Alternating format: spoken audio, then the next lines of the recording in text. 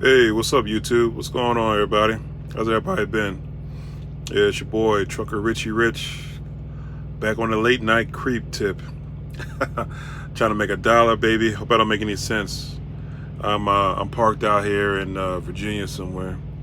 Make my way down south again, man. I hope everybody's staying warm, man. Has been a brutal winter time. I mean, I saw temperatures in Michigan and Minnesota, Wisconsin in the negative 25 range. That's very dangerous. My advice to you or any truck driver is when the temperature is in the negative 25 wind chill, don't turn the truck off. Okay, you can chill up in less than like 3 minutes. Seriously, like don't cut the truck off. Have it keep it on running. Your life would depend on it. I had a buddy I worked with back in Indian River who drove across. Where was he at? I think it was North Dakota when it was negative 20 degrees one time, and his truck actually started gelling up as he was driving because he didn't have enough fuel in the tank. He left his tanks run kind of low. So they said by the time they got to him, he was clinging on to life. So folks, use your common sense. If you're out here and you're a new driver, don't care about the fuel mileage or the fuel bonuses they give you. Let that go. No couple dollars is worth you freezing to death. All right.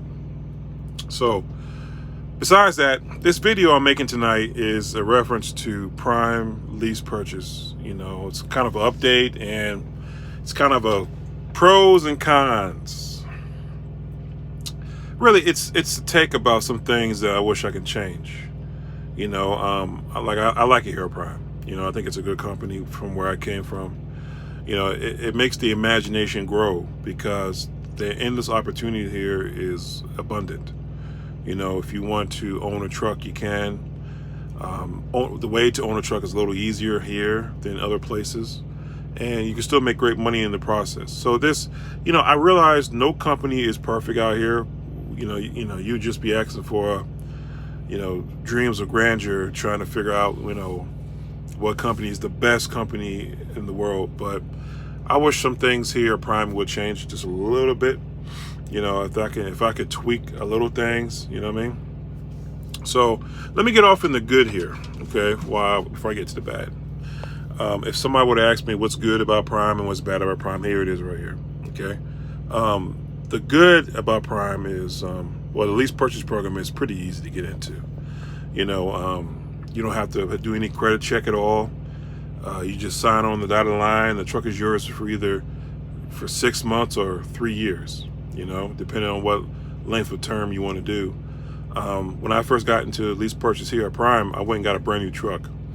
The truck note runs me about $1,300 a week in fixed cost. So that's everything included, come up to $1,300 regardless if I make any money or not. Every Monday, $1,300 is coming out of my account. So,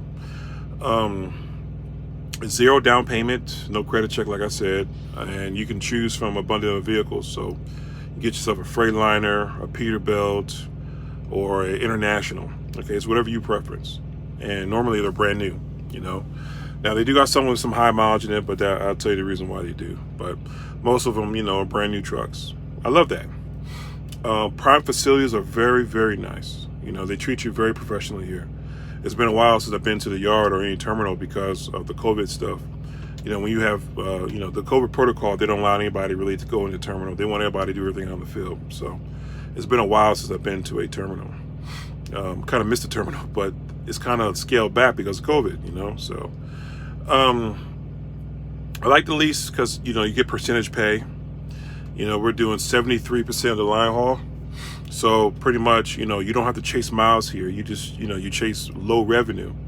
I like that a whole lot better. And because of Prime, I would never be able to work a mileage system again.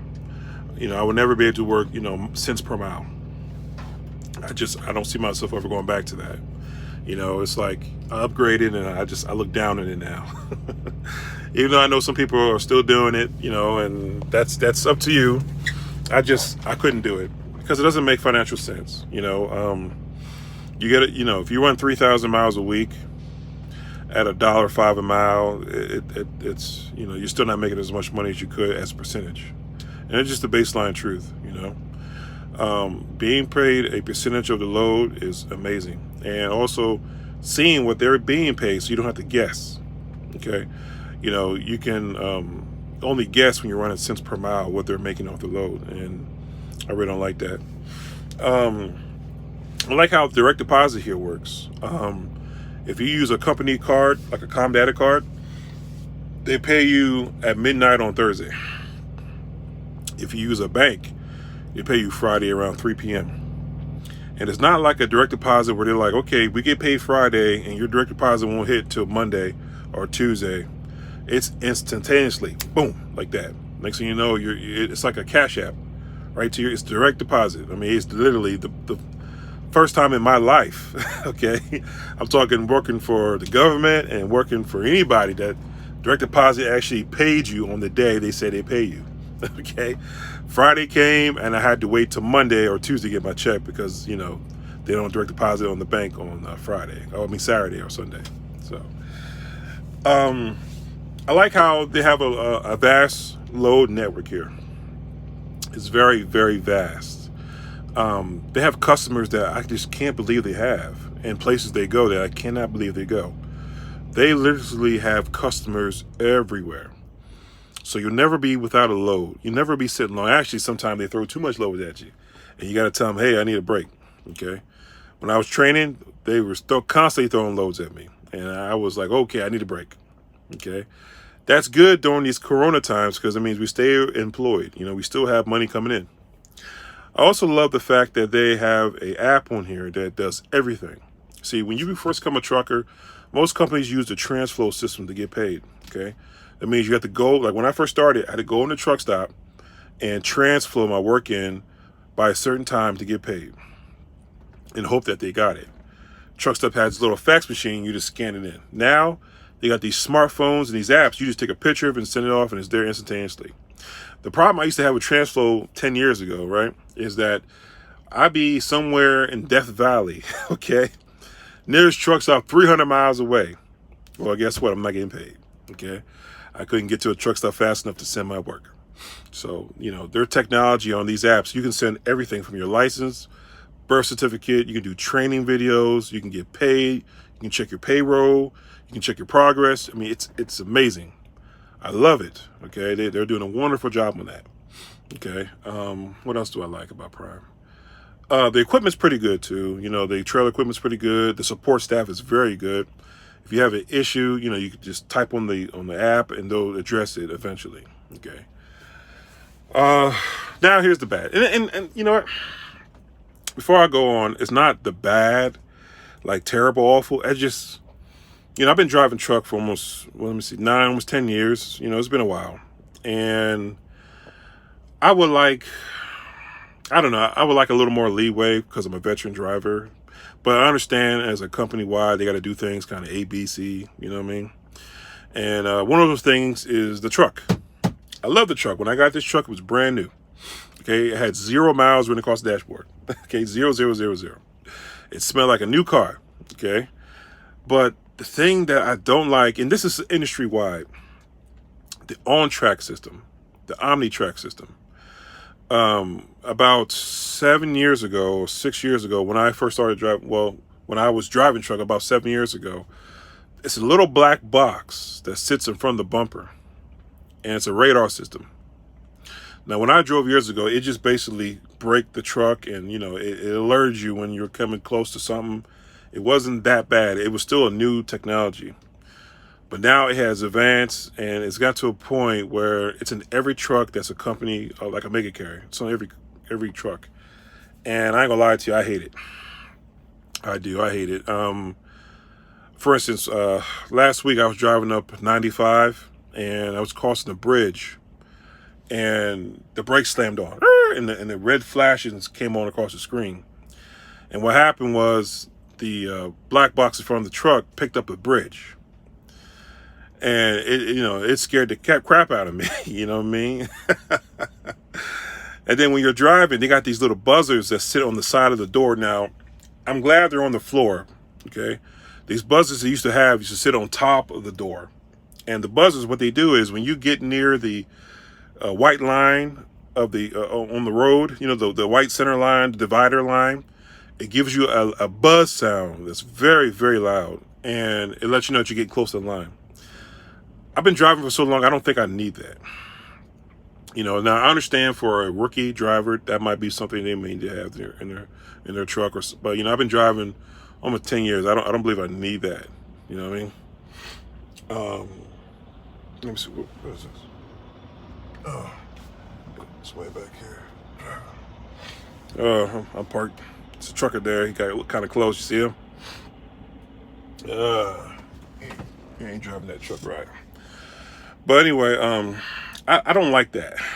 You know, that system is a little too sensitive. For instance, one day I was driving on Interstate 80 up there in Chicago, and a piece of metal about maybe 6 inches, well, probably about that big, fell off the back of a truck. Okay, I think it was a clamp. The on-guard system picked it up and slammed the brakes on. At that time, I was fully loaded, like 44,000 pounds in the back. Okay, so the truck, you know, and then next thing I know, I get a call from my dispatcher, because see, once you have a critical event, it is going to buzz your dispatcher, and they're going to call you immediately, not even 2 seconds. And she was like, Rich, they say you had a front-end collision. What happened? Are you okay? And yeah, it was some little metal piece that came off the back of a truck, and the on-guard system picked it up and almost killed me. Okay. I hate that. You know, I wish that, you know, I mean, people who have less than a certain amount of experience, put that on their trucks. But guys who've been out here long enough, I don't think you need it. Also, another thing I don't like, I wish that the governor's speed of the truck was a little faster. Now, I understand why Prime has it. You know, they want you to drive safe, but my goodness in heaven, man. Well, my truck goes about, they said he set these things at 65 miles an hour, but the truth is, my truck's going at 64. And it's so slow. Oh, God. Like today, I'm coming up Interstate 81, okay? There's a night truck in the right lane. No, the left, no, let's see, the right lane. And I'm behind him. And I guess they're governed at 70 miles an hour or whatever, but he was toying with my truck. And what he was doing is, when I get to pass him on the left lane, because he was slowing down to 50 miles an hour, he would speed up, okay, then get in front of me again. And then that would slow my truck down to about 45 miles an hour. And then when I laid off the gas, you know, it was just 200 miles of hell, okay? You know, I hate it. You know, sometimes I wish I could just hit the gas, and I'm not telling them to leave it ungoverned, but when you're leasing a truck and you're kind of an owner operator, I pay for the fuel. Today's fuel prices are $2.21 a gallon. Okay, that's the discount I'm getting that Prime gets. That's still a lot of money. You know, I'm paying for fuel. I pay for tires. I pay for maintenance on this truck. I pay for PMs. I got to get a PM on this truck right now, and that's going to run me about $600. I'm looking to spend about $600. You know, I'm totally responsible for this truck, from the bumper to the tires in the front. I mean, everything. And I wish that they would up in that speed a little more. Okay, give us at least 68. Give us 60. Give us 70 miles an hour. Okay. You know, when you're driving 64 miles an hour, I mean, it's a little too slow. And I understand their whole thing is fuel cost and maybe safety. I mean, they can wrap that into that, but the truth is, we should be able to go a little faster. You know, and unfortunately, man, and I never worked for Prime as a company driver, but I hear the company drivers drive 58 miles an hour. I don't know how. I don't know how. You guys got to have the patience in the world, man. That's super slow. I can imagine driving from California to the East Coast doing 58 miles an hour. But I hope one day that Prime uppers the speed on that. You know, that would be cool. What else I don't like? Okay, this here might touch as far as my revenue here. Okay, and I guess I have to explain it to you guys so you understand. I work Southeast dedicated now. Okay, I was over the road, and I'm still over the road technically, But I go from the Carolinas, far as Dallas, Texas, from Dallas, Texas, all the way down to Florida, down to Houston, pretty much 3/4 of the country.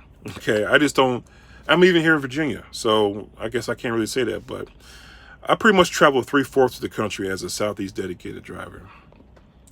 And I've been doing this for about a month and a half now, and I have a major grip with this. And I'm gonna tell you what it is. And some drivers might be able to relate to this. If you can comment down that you're having the same problem, or how can I address it? The low revenue.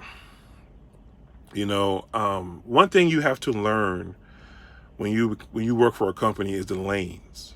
You'll hear this phrase used quite often, and what they mean is, the lanes where all the revenue is at, where the money's at. Okay, the lanes in trucking are very simple: Interstate 5, Interstate 95, Interstate 10, Interstate 20, Interstate 40, Interstate 70, Interstate 80. Interstate 5 in California, Interstate 35 in Texas, Interstate 25 in Colorado. Okay, if you live near those places, you're able to get freight because those are the major highways in the country. Okay, Interstate 90 in New York. And I happen to live near no less than 5 major meat plants, major areas of the country where a lot of the big food comes out of. Now in trucking, especially in refrigerated trucking, meat loads usually pay the most. Usually, they're pretty consistent because people are constantly eating pork, beef, pork, beef, chicken. And I happen to I live right in the center of 5 major ones. But it seems that for some reason, when I get a load, it's usually like, a $500 paper. Like I picked up a $500 paper cup load. And I was real pissed about it because really, as a lease operator, you don't want to pick any loads up for $500. Now, here's the caveat: if you pick a load for $500, right, it needs to go into an area where you'll make $2,000 or $3,000 load. And unfortunately, I have done that. But see, what happens is I pick a $500 load out of Georgia, take it to Arkansas, and then they give me another $500 load. And then some people are probably like, well, that's how it is. Well, no, Arkansas is another meat patch area. You got the Smithfields there. You got the Tyson's plants there. Those loads pay thousands of dollars. And one thing I wish Prime would do, and they do have it, but it's not a true load board. I wish they opened a load board for lease purchase and owner operator guys. I'm talking a true load board. Not a, I'll send you 3 loads, you reject them, and I'll send you 3 loads again. Not a choice board, but a true load board. So I can get on there, because the truth is, right? Okay, here at Prime, I can make $7,000 a week by myself. I could. And I know some of you drivers are like, yeah, Rich, yeah, right. I could. And I can tell you how. I could pick up a meat load from Smithfield, North Carolina, that pays $2,000, take it to the Midwest out there, Oklahoma, or take it to Arkansas or Oklahoma or Texas, pick up another meat load from Texas, take it back to these, and make the most money. And see, that's my grip, because the last couple weeks, well, I'm gonna say the last month, I made a video here previously saying if you're not making this amount of money, you're not winning. And when I wasn't making that money, I sort of feel like I was losing. Okay. And I was getting a little antsy. I ain't gonna lie to you. It's bothering me, because I know that I can make X amount of dollars. And it's frustrating when you have to work with and depend on somebody else to get you to make that kind of money. And that brings us to my next thing. When I first started here, I was assigned a fleet manager. Fleet managers here, I'm still trying to figure out their whole role. Okay. Because my idea of a fleet manager is to control the load, make sure the load's on time, make sure your drivers are picking up the load on time and getting safely. But it's also to make sure that I'm making my drivers the most money they can possibly make. You know what I mean? That would be my goal because I'm money motivated. Okay. And lately, my fleet manager has been just throwing crap at me. I mean, my revenues the last month, it took me a while to crack $4,000 a week. Now, I know some of you guys are like, man, that's a lot of money. Well, I want you to understand the first $2,000 goes to the truck. Okay.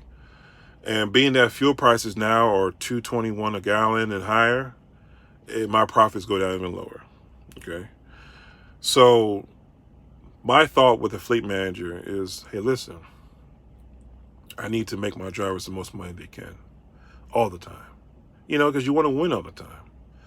We're out here, and I hate to bring it up, but man, the weather is bad.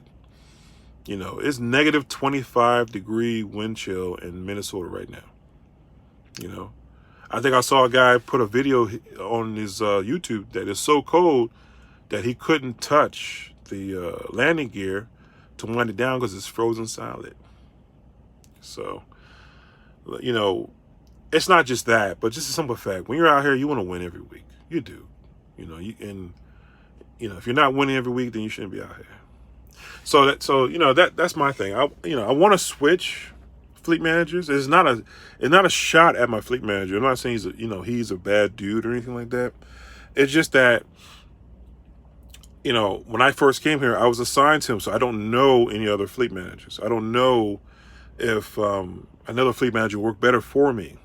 You know what I mean? I can't sit there and generalize and say they're all the same because they're not. There are some guys who perform very well and ones who perform very bad, just like truckers. Guys who perform very well and ones who perform very bad. So I wish Prime would change that. Really, when I meet the fleet manager, the first words out of my mouth should have been, well, you're auditioning to be my fleet manager. And it should be like that because you're in control of my livelihood. And the reason I said it because a couple of weeks, I got $500 loads, $400 loads. You get a $500 or $400 load, that can't do nothing for a lease payment. That's so much waste of time,